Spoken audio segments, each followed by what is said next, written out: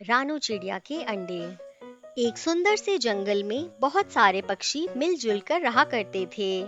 उसी जंगल में रानू नाम की एक बहुत ही प्यारी चिड़िया अपने पति टुन्नू चिड़ा के साथ रहती थी। रानू चिड़िया ने अभी कुछ दिनों पहले ही अंडा दिया था। दोनों रानू चिड़िया और टुन्नू चिड़ा बहुत खुश थे। रानू चिड़िया के घर के बगल में कालू कौवा और उसकी पत्नी गौरी कौवी रहते थे।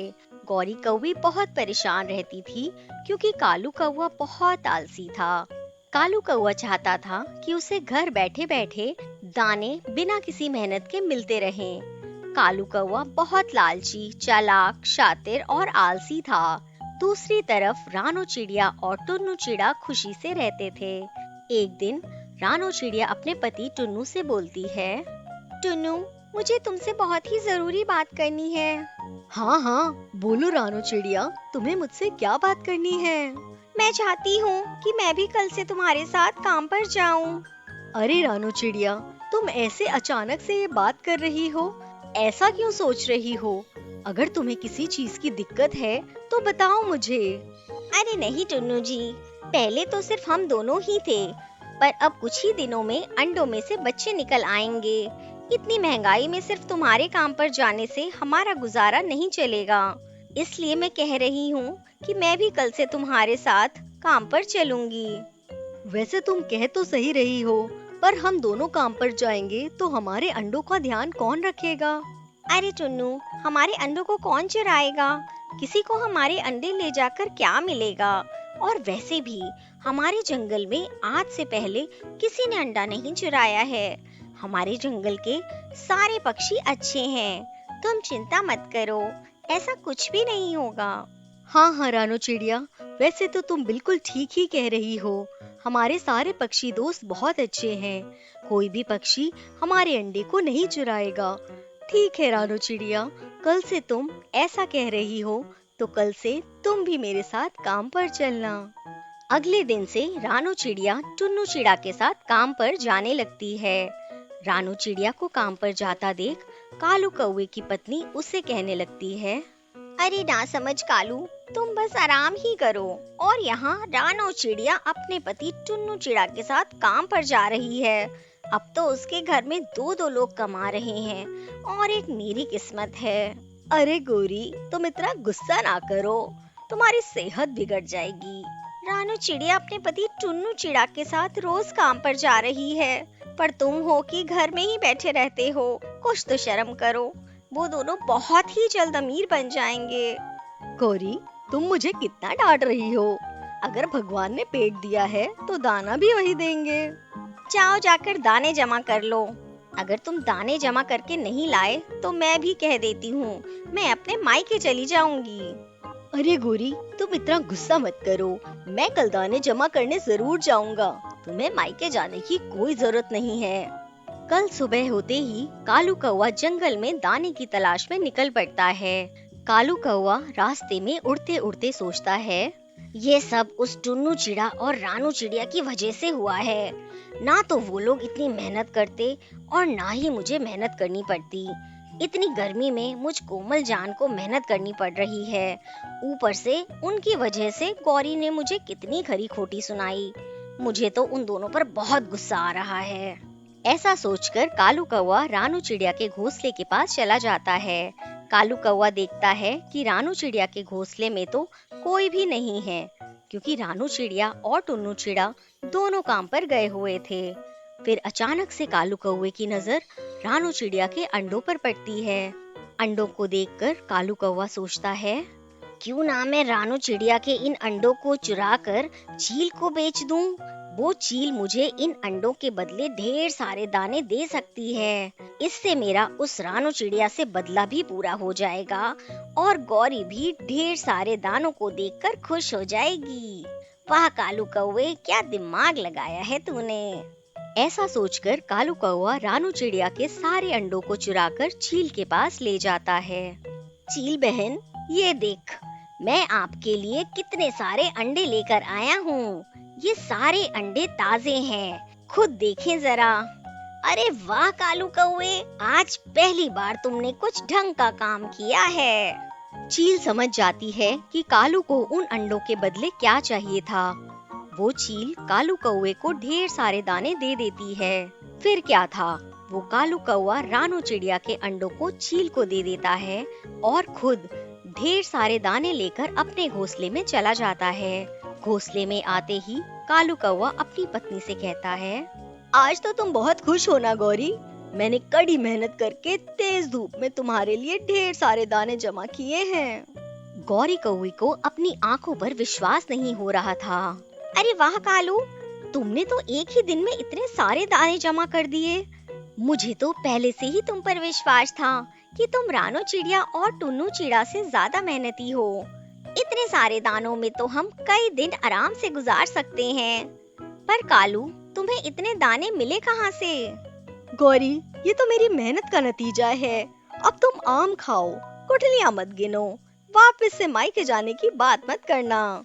वहीं दूसरी तरफ जब रानो चिड़िया और टुन्नू अपने काम से वापस आते हैं तो देखते हैं कि घोंसले में उनका अंडा कहीं भी नहीं है। दोनों काफी देर तक अपने अंडों को ढूंढते हैं पर उन्हें अंडा कहीं भी नहीं मिलता।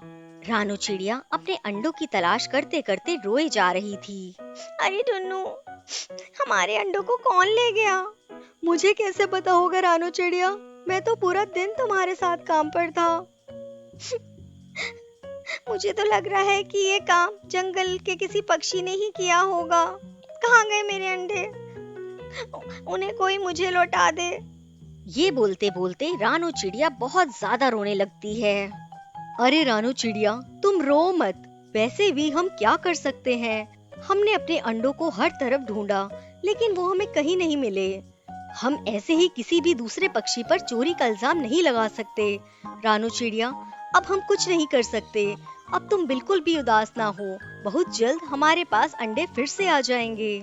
रानो चिड़िया अपने पति टुन्नू की बात को काफी मुश्किल से समझ जाती है और सब कुछ भूलने की कोशिश करती है। ऐसे ही कुछ दिन गुजर जाते हैं और अब तो गौरी कौवी ने भी अपने घोंसले में नए नए अंडे दिए होते हैं। कालू कौवा और गौरी कौवी अपने अंडों को देखकर दिन भर खुश रहते हैं। एक दिन गौरी किसी काम से जंगल में गई होती है और कालू हमेशा की तरह मजे में सो रहा होता है। तभी उनके घोंसले के बाहर बैठी भूखी चील की नजर उनके अंडों पर पड़ती है। लगता है सुस्त कौवा गहरी नींद में सोया हुआ है। यही सही मौका है, मैं इसके ताजे अंडों को लेकर निकल लेता हूँ। चील कालू कौवे के घोंसले में जाकर देखती है कि कालू तो एकदम गहरी नींद में होता है। यह देखकर चील सोचती है, अगर अभी भूकंप भी आ जाए तब भी ये आलसी कौवा नहीं उठेगा। एक काम करती हूँ, मैं यहाँ इसी के घोंसले में बैठकर इसके अंडों को खा जाती हूँ। बेफिजूल में अंडों को उठाकर मैं अपनी एनर्जी बर्बाद क्यों करूँ। चील कालू और गौरी के सारे अंडों को खा जाती है, लेकिन कालू कौवा तब भी गहरी नींद में ही सोया होता है। चील कालू और गौरी के सारे अंडों को खा जाती है, लेकिन कालू कौवा तब भी गहरी नींद में सोया होता है। थोड़ी देर में जब गौरी अपने काम को खत्म करके वापस अपने घोंसले में आती है तो देखती है कि उसके अंडे कहीं भी नहीं थे और घोंसले में नीचे अंडों के छिलके गिरे हुए थे। अरे कालू उठो, ये देखो हमारे अंडों को कौन खा गया। हाँ, हमारे अंडे। ऐसा कहकर गौरी वहाँ पर रोने लगती है। कालू काफी मुश्किल से अपनी आँख खोलकर देखता है तो उसे यकीन होता है कि उसके सारे अंडों को किसी ने खा लिया है। पता नहीं गौरी कौवी, हमारे अंडों को कौन खा गया। मैं तो यहीं पर अपने अंडों की रखवाली कर रहा था, फिर किसने खाए होंगे हमारे अंडे? मुझे तो कुछ भी समझ नहीं आ रहा। हे ऊपर वाले, हमने ऐसी कौन सी गलती की है जो तू हमें ऐसी सजा दे रहा है? किससे हमारी खुशी देखी ना गई और उसने हमारी खुशियाँ छीन ली। गौरी कौवी की ये बात सुनकर कालू को अपनी पुरानी बातें याद आ गईं। मैंने रानो चिड़िया के अंडों के साथ जो किया था, शायद ऊपर वाला मुझे उसी की सजा दे रहा है। कालू को अपने किए का बहुत पछतावा हो रहा था। उसने रोते हुए गौरी कौवी को सारी बात बता दी। अरे कालू कौवे, तुम्हें ऐसा करते हुए जरा भी शर्म नहीं आई? और मैं कहाँ तुम्हारी तारीफ करे जा रही थी, पर तुम तो ना सिर्फ आलसी बल्कि एक कातिल भी हो। तुमने रानो चिड़िया के बच्चों को मारा है और आज भगवान ने हमें उसी की सजा दी है। मुझे माफ कर दो गौरी, अब से मैं ऐसा कभी नहीं करूँगा। कालू, तुम्हें मुझसे नहीं बल्कि उस रानू चिड़िया और टुन्नू चिड़िया से माफी मांगनी चाहिए। जाओ, जाकर उनसे माफी मांगो। कालू और गौरी उसी समय उड़ते हुए रानू चिड़िया के घोंसले में जाते हैं। दोनों देखते हैं कि रानू चिड़िया ने फिर से कई अंडे दिए होते हैं और उनमें से बच्चे अब बाहर आने ही वाले होते हैं। कालू और गौरी कौवे, बताइए आप मेरे घोंसले पर क्यों आए हैं? कालू कौवा हिम्मत जुटाकर रानू चिड़िया को सारी बात बता रहा था। रानू चिड़िया, मैं यहाँ तुमसे माफी मांगने आया हूँ। कुछ महीने पहले मैंने ही तुम्हारे सारे अंडों को चुराकर चील दीदी को बेच दिया था। गौरी कौवी ने मुझे दाना लाने को कहा था और मुझे डर था कि अगर मैं दाना नहीं लेके गया तो गौरी मुझे छोड़कर मायके चली जाएगी। इसलिए मैंने तुम्हारे अंडों को चील दीदी से दानों के बदले में बेच दिया था। मुझे और गौरी को ऊपर वाले ने मेरी गलती की सजा दे दी है। हमारे अंडों को किसी ने खा लिया है। रानू चिड़िया, तुम मुझे माफ कर दो, आगे से ऐसा कभी नहीं करूँगा। कालू कौवा रोते हुए रानू चिड़िया को सारी बात बता देता है। कालू कौवा, अगर तुम्हें अपनी गलती का पछतावा है तो मैं तुम्हें माफ कर दूंगी, लेकिन तुम आगे से ऐसा किसी भी पक्षी के साथ ना करना और खुद की मेहनत से ही दाने जमा करना। अब तो मैं उस पुरानी बातों को भूल चुकी हूँ, लेकिन अब मेरे अंडों से बच्चे बाहर ही निकलने वाले हैं। रानू चिड़िया, टुन्नू चिड़ा और गौरी कौवी कालू को माफ कर देते हैं। उस दिन से कालू कौवा अपनी मेहनत से दाने जमा करके अपने परिवार को चलाता है। कुछ ही दिनों में रानू के सारे अंडों में से बच्चे बाहर निकल आते हैं और गौरी कौवे भी अब नए अंडे दे देती है। अब सब कुछ अच्छा चल रहा होता है।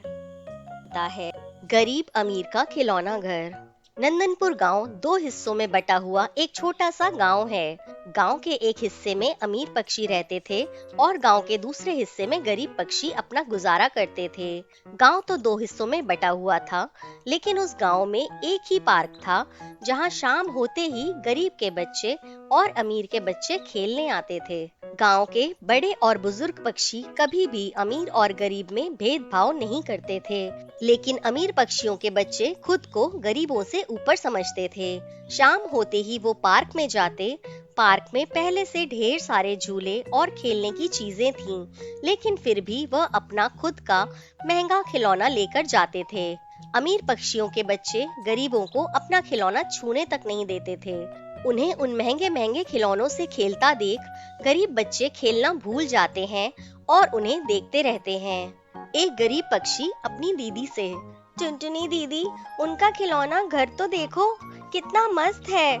चलो ना दीदी, एक बार हम उनके खिलौने घर को नजदीक से देखते हैं। नहीं देख सकते सोनू, वो अमीर लोग हैं, वो लोग हमें अपने पास नहीं आने देंगे। पास जाकर उनका खिलौना घर देखना तो दूर की बात है। बस एक बार चलो ना दीदी, बस एक बार प्लीज। अच्छा ठीक है भाई, चल। ऐसे जिद करके सोनू अपनी दीदी टुनटुनी के साथ अमीरों के पास उनका खिलौना घर देखने चले जाते हैं। उन दोनों भाई बहनों को आता देख अमीरों के बच्चे गुस्सा हो जाते हैं। ए, तुम दोनों इधर धनवानों की तरफ कैसे आए? पार्क का ये हिस्सा सिर्फ हमारे जैसे धनवानों का है।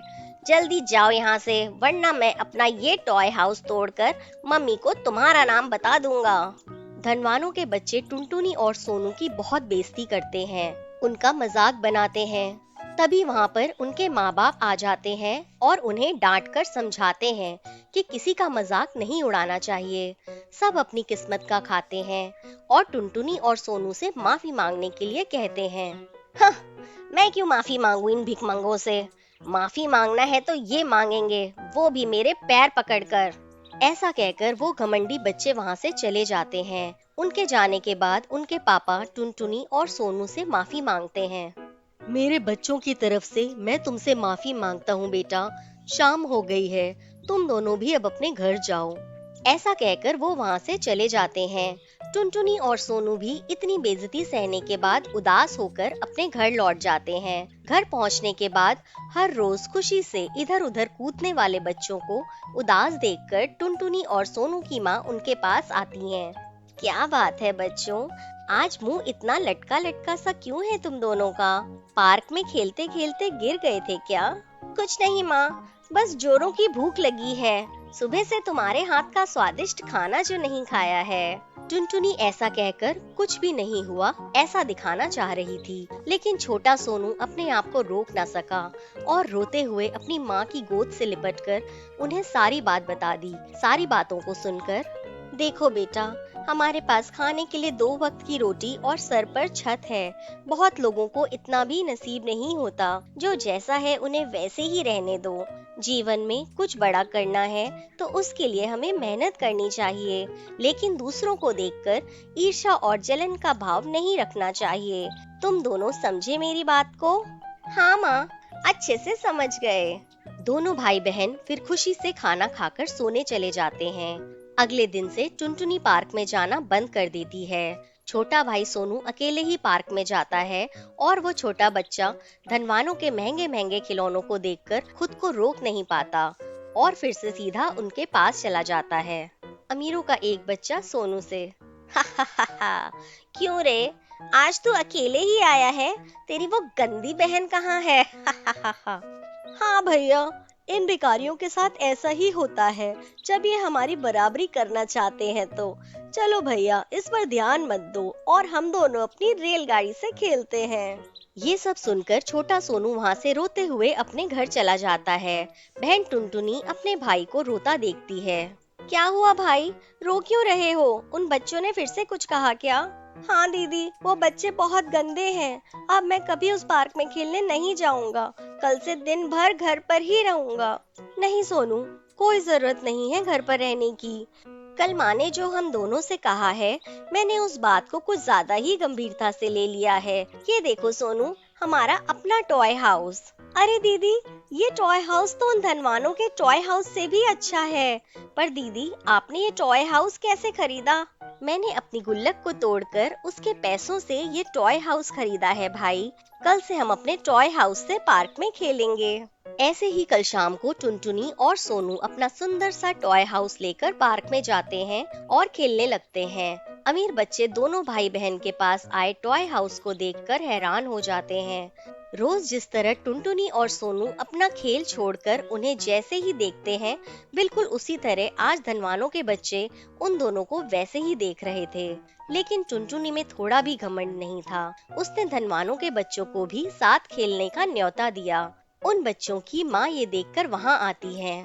जाओ बच्चों, इतने दिनों से मैं तुम्हें यही समझाने की कोशिश कर रही थी। सबको साथ में मिलजुल कर रहना चाहिए, घमंड नहीं रखना चाहिए। जाओ, टुनटुनी और सोनू के साथ खेलो। और उस दिन से सभी बच्चे पार्क में रोज शाम को साथ में खेला करते थे।